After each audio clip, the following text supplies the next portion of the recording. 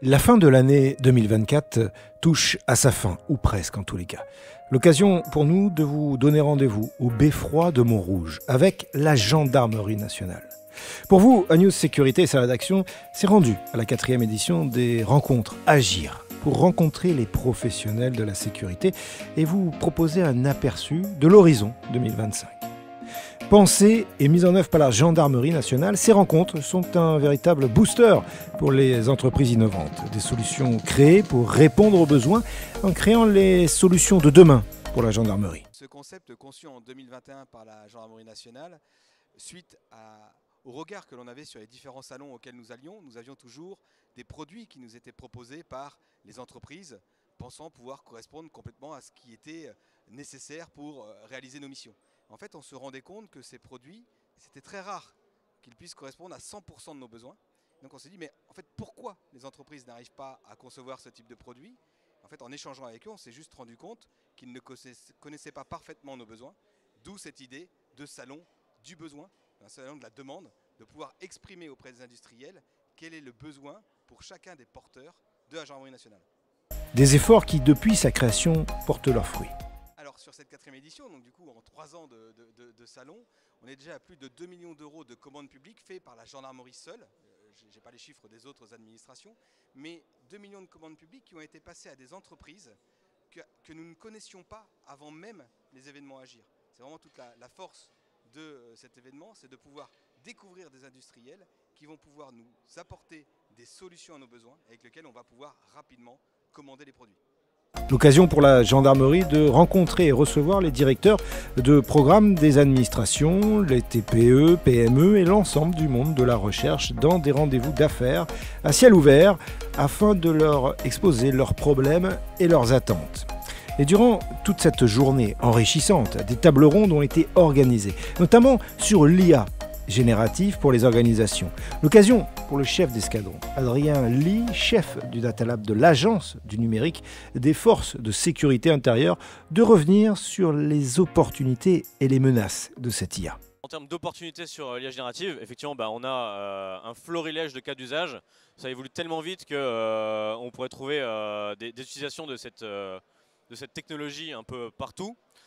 On a aussi en interne l'opportunité de faire grossir notre équipe parce que ça devient quelque chose de très intéressant en termes aussi de rapport sur investissement. Pour autant, on sait que effectivement, et c'est un peu les limites qu'on va avoir, on n'est pas encore en capacité de traiter tous les cas d'usage. On doit prioriser ce qui arrive au sein du Data Lab. Pour ça, il y a une grande chaîne de comitologie, de décision stratégique qui a été mise en place en termes de coordination de l'IA au sein de la gendarmerie et de la police également. On n'a pas encore fourni d'outils internalisés complets sur cette chaîne, ce segment qui est l'IA générative. On sait que beaucoup d'utilisateurs finaux utilisent dans leur quotidien des outils comme ChatGPT, etc.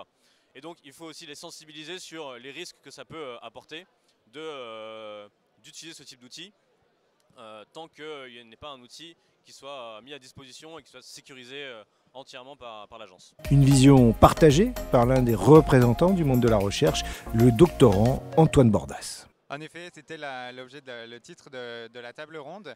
Et peut-être je vais m'appuyer sur des travaux de recherche qu'on a menés à l'école des mines pour revenir sur un point qui est que l'intelligence artificielle générative, en fait, sa grande qualité, c'est de pouvoir générer du contenu, mais il faut se souvenir que c'est basé sur des maths qui sont assez anciennes, qui datent d'il y a plusieurs décennies. En fait, ces modèles ne font rien d'autre que de représenter une loi de variables aléatoires et ensuite de tirer dessus, ce qui est en fait très similaire à ce qu'on faisait au lycée tous ensemble. Et donc en ça, il n'y a pas grand-chose de nouveau, juste il faut reconnaître que c'est entraîné sur des données énormes et donc que ça a cet effet waouh, mais ça n'en reste pas moins un outil qui est très similaire à ceux qu'on connaissait déjà. On voit tout de suite un certain nombre de cas d'application qui sont de l'ordre de, évidemment, de détection de certaines tâches plutôt faciles, et les panélistes en ont discuté lors de la table ronde, détection de comportements un peu surprenants, et ainsi de suite. Et donc ça pose évidemment un certain nombre de questions aussi dans les domaines de la sécurité, de l'ordre de quelle souveraineté de ces modèles-là, comment est-ce qu'on travaille main dans la main entre experts métiers et experts plutôt IA technique, un des grands enjeux étant d'avoir des modélisations et des modèles qui ne soient pas déconnectés de la réalité. Puis sur les startups françaises, en compagnie de Sabrina Edroug, responsable du programme La French Tech, et de Cécile Villette, CEO et cofondatrice chez Altorad. Alors le rôle des startups au niveau de la transformation publique, il est majeur. D'ailleurs, on a organisé une table ronde dédiée. Et notre volonté, c'est de montrer que ces startups comme Altarod, elles contribuent à des gros enjeux, notamment de transition écologique. Aujourd'hui, sur ce salon, on a 150 startups qui répondent à des besoins très nombreux. On est présent dans le cadre de Je choisis la French Tech. Je choisis la French Tech, c'est un programme porté par la mission French Tech qui suit 250 startups. On agit sur plusieurs leviers. On fait de la formation aux startups, à la commande publique. On fait de nombreuses mises en relation, plus de 5000 l'année passée. Et on communique sur toutes ces belles collaborations qui montrent à quel point les startups elles contribuent à la transformation publique. Nous, on fait de la traçabilité des matériaux et déchets dans le BTP. Alors, il y a un enjeu énorme environnemental, ça c'est sûr. Les matériaux, les déchets, si on en produit moins, économie circulaire, c'est mieux pour tout le monde. Mais il y a aussi sur ces sujets-là un énorme enjeu économique.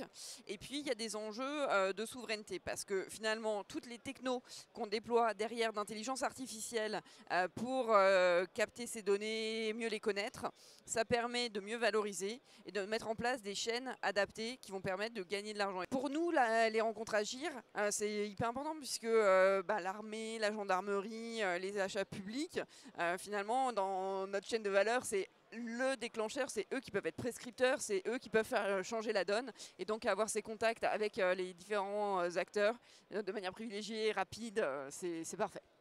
Pour terminer cette journée en beauté, plusieurs étudiants se sont mêlés dans une bataille de 24 heures top chrono. Le but, me direz-vous, construire le meilleur projet. Adrien Villemontexte, jeune participant, vous raconte d'ailleurs ce défi. C'est vrai qu'on a vite été mis dans le bain. Dans l'amphithéâtre, on a eu une belle présentation. Les sujets ont été présentés très vite. Il a fallu choisir très vite. Donc c'était vraiment des choix par inspiration. C'était vraiment des flashs. Quel sujet vous devez choisir? On avait 60 secondes pour choisir le sujet. Donc c'est très rapide. Et une fois positionné sur le sujet, on se retrouve donc à 6. Et là, ça va très vite. Il y a des militaires qui ont fait du terrain, qui vont nous présenter leurs problèmes, les contraintes et surtout les objectifs attendus par le projet. C'était intense, beaucoup de choses découvertes. Il y avait du matériel. C'était sympa parce qu'on était accompagné par des professionnels, donc d'un point de vue machine, mais aussi par, comme je disais, des militaires qui ont une vraie connaissance du terrain et des enjeux. Je dirais que le sujet qu'on a exploré sur ces 24 heures, c'est enrichissant parce que ça nous ouvre vraiment sur des nouveaux moyens de réfléchir. 24 heures, c'est un prototypage qui est express et on ne pense pas du tout pareil que si on avait un projet de 3 mois à réaliser avec une entreprise. Et ça invite vraiment à repenser sa façon de réfléchir. Des paroles qui font sens aux 3 mots clés des rencontres de la gendarmerie qui sont innover, accompagner et valoriser. Sur ce, nous vous donnons rendez-vous l'année prochaine pour une nouvelle édition. Et d'ici là, portez-vous bien.